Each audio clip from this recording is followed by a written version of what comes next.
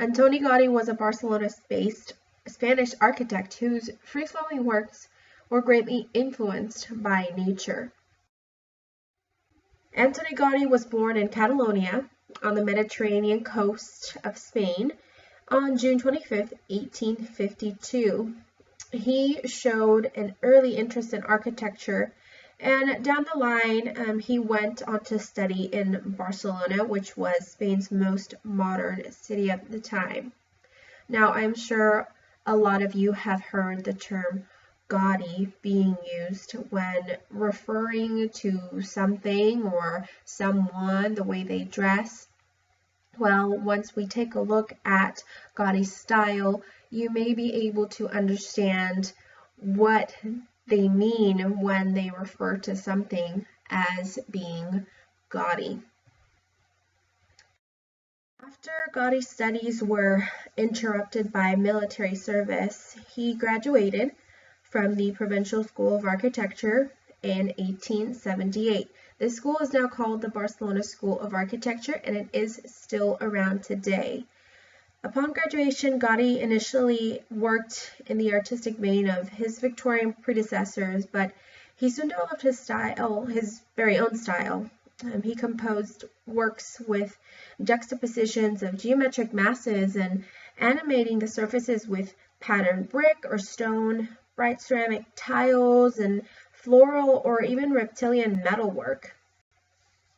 During his early period at specifically the Paris World's Fair of 1878, Gaudi displayed a showcase he had produced, and this showcase impressed one patron enough to lead to some work for Gaudi. He ended up working on the Güell estate and Güell Palace, among others. In 1883, Gaudi charged with the construction of a Barcelona cathedral called Basílica y Temple Expiatori de la Sagrada Familia. In English, that translates to simply Basilica and Expiatory Church of the Holy Family. Now, the plans for this church had been drawn up earlier, and construction had already begun, as you can see on the photograph on the slide. This was the state that Gaudi came into the construction. Once he got there, though, he completely took over and changed the design, stamping it with his own distinctive. He ended up completely changing the design, and he used different conventional stylistic classifications, but he really began to defy them. He created a type of structure that became known as equilibrated, and what that means is it could stand on its own without internal bracing, external buttressing, etc. And the photograph on the slide shows perfectly what this structure means. The primary functional elements of this system were the columns that tilted to employ diagonal thrusts and lightweight tile vaults. Notably, Gaudi used this equilibrated system to construct two other Barcelona apartments, the Casa Batlló and the Casa Milà, whose floors were constructed like clusters of tile lily pads. Both of these projects seen here on the slide are considered to be very characteristic of Gaudi's style.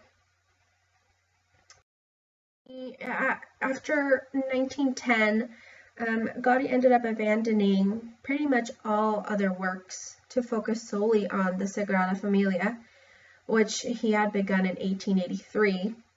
He ended up cloistering himself on site. He lived on site. He lived, breathed, and thought nothing other but of the Sagrada Familia. While employing Gaudi's equilibrated methods, the church did borrow from the Cathedral Gothic and Art Nouveau styles, but he ended up presenting them in a form that was beyond recognition. The structure of the Sagrada Familia, which to this day it is still under construction, it's really a style on its own. You can't look at it and pinpoint exactly where all these styles come from. You do see tastes from the Cathedral Gothic, and you see little tastes there of Art Nouveau styles, but really he transformed them into a new look all on his own. The Sagrada Familia does currently have a completion target date of the year 2026, which would mark the 100th anniversary of Gaudi's passing. Gaudi actually died while still working on the Sagrada Familia on June 10th, 1926 in Barcelona, Spain. While the structure obviously still remains unfinished at his death, which at the time only one transept and one of 4 towers was built at the time, this structure should be quite a sight to see when it is all done. It is still to this day right now quite the sight to see when you go up to see it up close in person, but really when it is done, it's when we could really appreciate its grandeur. Up next, we will be watching a short video that will really explain more into depth Gaudi and his life. He's considered to be God's architect.